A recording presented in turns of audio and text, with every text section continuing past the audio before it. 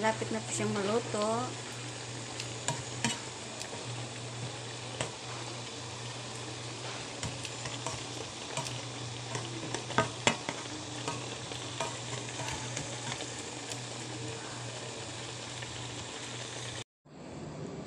Good afternoon. Magluto ako na ngayon ng chicken Shanghai.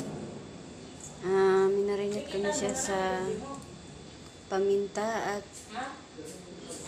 asin. Tapos nilagyan ko siya ng Knorr seasoning. Bago ko siya air fryer.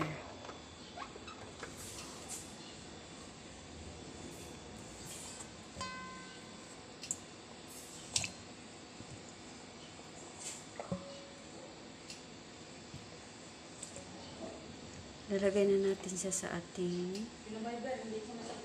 air fryer.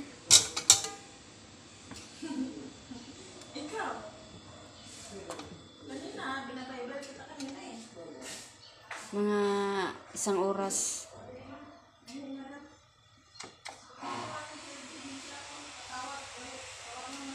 Ngayon, isasarado natin.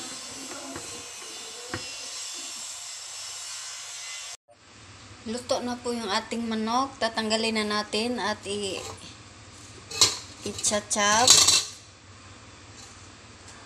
Yan.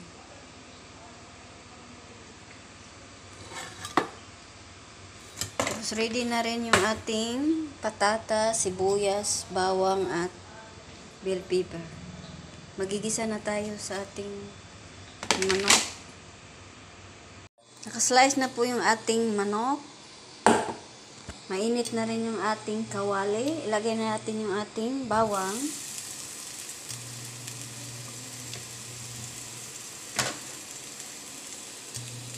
Sibuyas.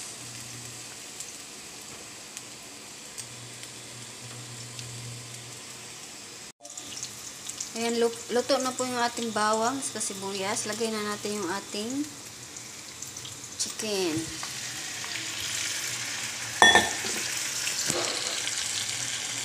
Kunting halo, lagay na natin yung ating pagkatapos lagay na natin yung ating patatas.